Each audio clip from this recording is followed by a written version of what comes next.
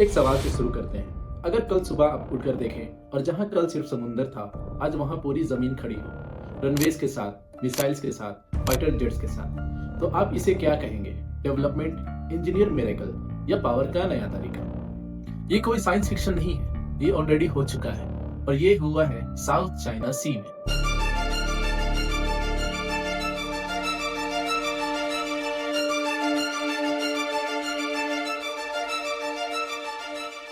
China artificial islands इसलिए नहीं बना रहा क्योंकि उसके पास लैंड की कमी है।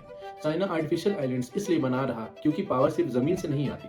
पावर आती है ट्रेड कंट्रोल से, रिसोर्सेज से, मिलिट्री रीच से और फ्यूचर इन्फ्लुएंस से। और इन सब का सेंटर है साउथ चाइना सी।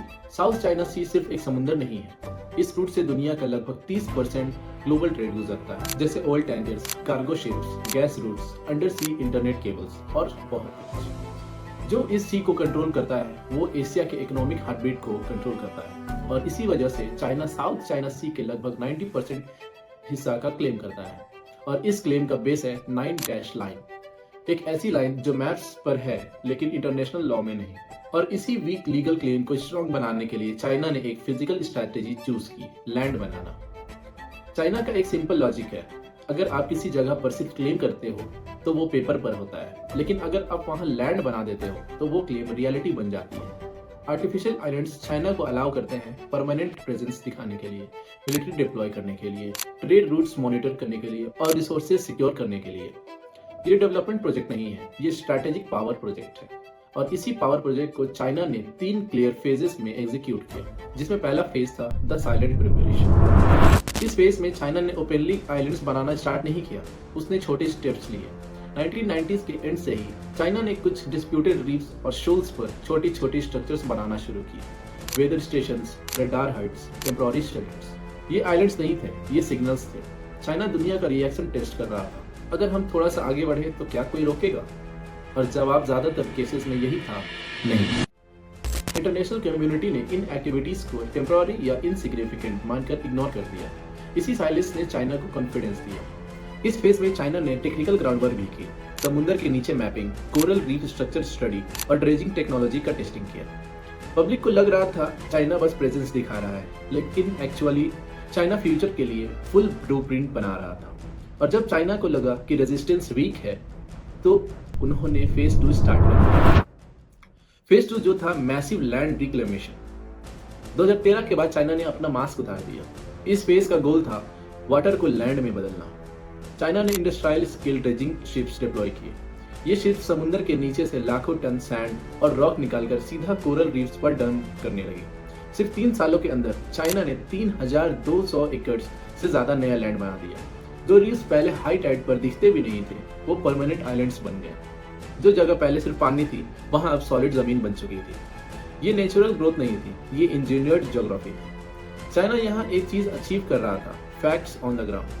जब लैंड बन जाता है तो उसे अंडू करना ऑलमोस्ट इम्पॉसिबल हो जाता है। दुनिया ने प्रोटेस्ट किया, स्टेटमेंट्स दिए, लेकिन तब तक लेट हो चुका था। चाइना ने टाइम के खिलाफ रेस जीत ली थी और जब दुनिया ने कहा ये गलत है, चाइना का जवाब सिंपल था, अब ये एग्जिस्ट करता है।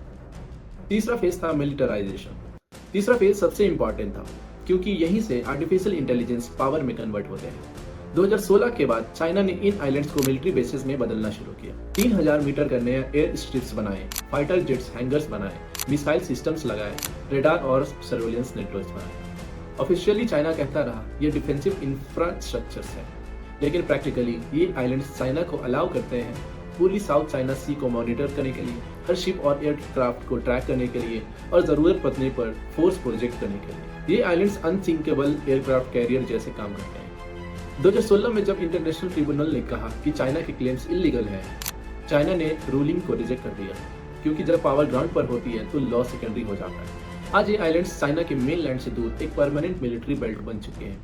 ये टेम्पररी स्ट्रेटेजी नहीं थे, ये लॉन्ग टर्म डोमिनेंस प्लान था। आर्टिफिशियल आइलैंड्स का मतलब सिर्फ मिलिट्री नहीं है, ये चाइना को रीजनल डोमिनेंस देता है, ट्रेड सिक्योरिटी देता है, रिसोर्सेज एक्सेस देता है और नेगोशिएशन पावर देता है। जब आप समुद्र कंट्रोल करते हो तो आप सिर्फ शिप्स नहीं, फ्यूचर कंट्रोल करते हो। इसी वजह से चाइना बिना एक गोली चलाए अपना इन्फ्लुएंस एक्सपैंड कर पाया, ज्योग्राफी बदल दी। आज पावर सिर्फ बॉर्डर्स से डिफाइन नहीं होती, पावर डिफाइन होती है ट्रेड रूट से, रिसोर्सेज के एक्सेस से और स्ट्रेटेजिक प्रेजेंस से। इन आइलैंड्स के जरिए चाइना ने साउथ चाइना सी में अपनी मिलिट्री रीच बढ़ा दी, ट्रेड रूट्स पर अपना इन्फ्लुएंस स्ट्रेंथन किया और रीजनल पॉलिटिक्स में अपनी बार्गेनिंग पावर को काफी ज्यादा इंक्रीज किया। इस पूरी स्ट्रैटेजी का सबसे इंपॉर्टेंट पॉइंट ये है कि ये सब बिना डायरेक्ट वॉर के अचीव किया गया, ना कोई इन्वेजन, ना कोई बॉम्बिंग। आज साउथ चाइना सी एक टेरिटोरियल डिस्प्यूट नहीं, ये एक एग्जांपल है कि कैसे मॉडर्न वर्ल्ड में कंट्रीज पावर और डेवलपमेंट को रीडिफाइन कर रही है। और इसलिए चाइना की आर्टिफिशियल आइलैंड्स सिर्फ आइलैंड्स नहीं, वो एक रिमाइंडर है कि 21st सेंचुरी में पावर कभी कभी जमीन पर नहीं, जमीन बनाने से मिलती है।